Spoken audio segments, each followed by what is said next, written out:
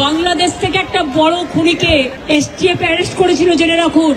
কাকে দিয়ে খুন করিয়েছিলেন, কার কার নাম বেরিয়েছিল। আজ গভর্নমেন্ট চেঞ্জ হলেও মনে রাখবেন, আমি তো সবটাই জানি। দেশপ্রেমিক ওসমান হাদি নিহত হবার ঘটনায় বাংলাদেশে যখন কোনো কুল কিনারা করতে পারল না, ঠিক তখনই হাটে হাড়ি ভেঙে দিলেন মমতা ব্যানার্জি। পশ্চিমবঙ্গ বিধানসভা নির্বাচনে পরাজয়ের প্রায় এক মাস পর প্রথম রাজনৈতিক কর্মসূচিতে কেন্দ্রের বিজেপি সরকারকে নিশানা করে বিস্ফোরক মন্তব্য করেছেন মমতা বন্দ্যোপাধ্যায়। তিনি নাম উল্লেখ না করে বাংলাদেশের ইনকিলাব মঞ্চের মুখপাত্র ওসমান হাদি নিহত হবার প্রসঙ্গ টেনে নানা অভিযোগ উত্থাপন করেন। মমতা বলেন, তিনি এমন কিছু তথ্য জানেন যা প্রকাশ করলে বাংলাদেশ উত্তাল হয়ে যেতে পারে। এই একটি কথাকে কেন্দ্র করেই আমাদের আজকের ভিডিওটি এগিয়ে নিব। হাদি নিহতের পেছনে এমন কে জড়িত যার নাম প্রকাশ করলে বাংলাদেশ উত্তাল হয়ে যাবে? চলুন বিস্তারিত জেনে নেওয়া যাক।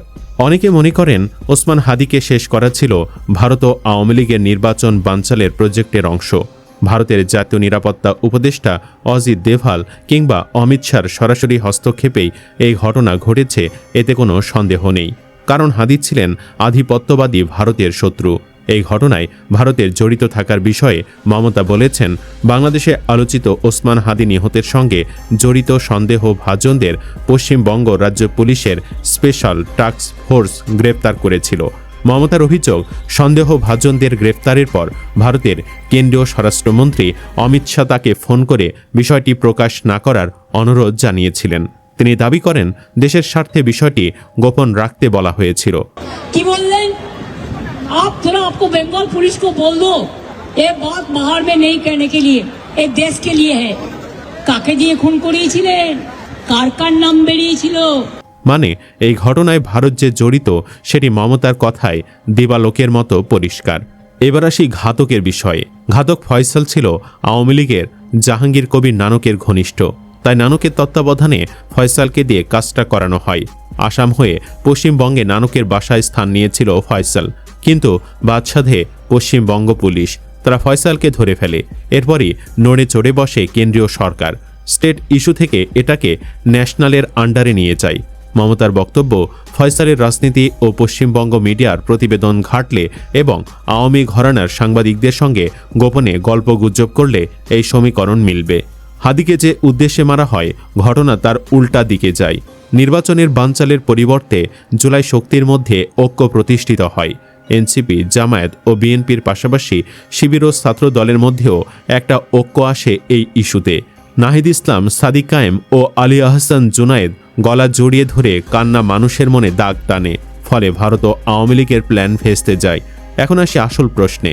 হাদি নিহতের পেছনে আওয়ামী লীগ এবং ভারতের যে হাত আছে, এটা কিন্তু নতুন কোনো কথা নয়। তাছাড়া বাংলাদেশে আওয়ামী লীগ এখন বস্তা পচা মাল। যদি নিহতের পেছনে আওয়ামী লীগ এবং ভারত জড়িত, এ কথা মমতা সরাসরি বললে কিন্তু বাংলাদেশ উত্তাল হবে না। কিন্তু মমতা কি বলেছেন? তিনি এমন কিছু তথ্য জানেন যা প্রকাশ করলে বাংলাদেশ উত্তাল হয়ে যেতে পারে। এখন এই উত্তাল হবার মতো নামটা আসলে কে?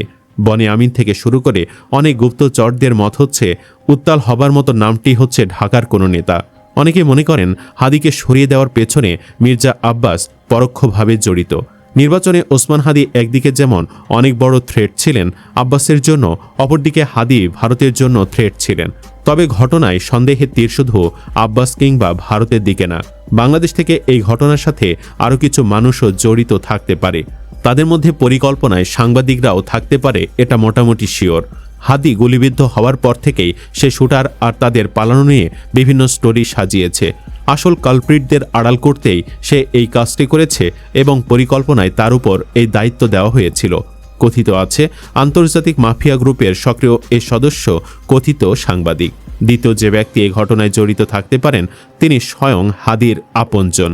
হাদি গুলিবিদ্ধ হবার পর সে হাদির পাশেই ছিল এবং হাদি নিহতের পর সেই সবচেয়ে বেশি লাভবান হয়েছে।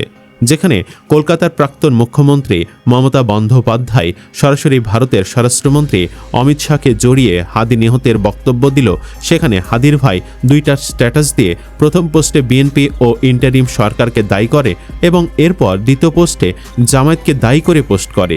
এখানে সে স্পষ্টত জাতিকে বিভ্রান্ত করার অপচেষ্টা করছে। সে একবার বিএনপি ও ইন্টারিমকে দোষ দিয়ে এক পক্ষের হাতে অস্ত্র তুলে দিয়ে পরক্ষণে আবার জামায়াতকে দায়ী করে অপর পক্ষের হাতেও অস্ত্র তুলে দিলেন। এতে করে ভারতকে দায় দিয়ে অমিত শাহের উপর যে রাজনৈতিক প্রেশার তৈরি করা যেত সেটা সে বাংলাদেশের অভ্যন্তরে টেনে আনলো এবং ভারতকে সেফ জোনে রেখে দিল।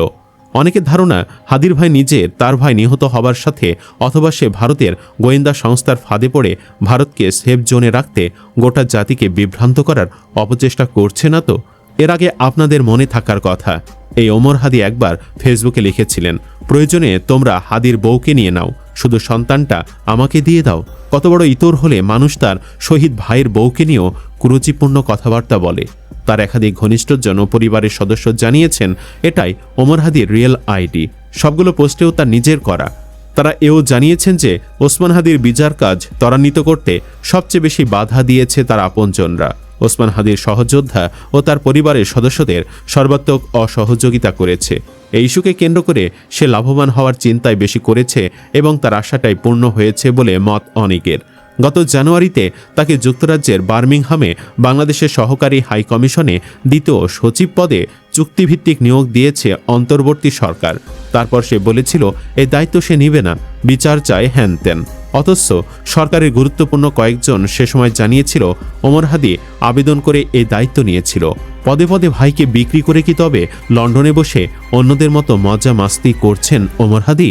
সুপ্রিয় দর্শক, হাদি নিহতের পেছনে ভারতের পাশাপাশি বাংলাদেশের ওই ব্যক্তিটি আসলে কে, যার নাম প্রকাশিত হলে বাংলাদেশ উত্তাল হয়ে পড়বে? আপনার কি মনে হয় ওই নামটি কার? কমেন্টে জানিয়ে দিন আপনার মতামত। ভিডিও ভালো লাগলে লাইক দিন এবং চ্যানেলটি সাবস্ক্রাইব করুন। ধন্যবাদ।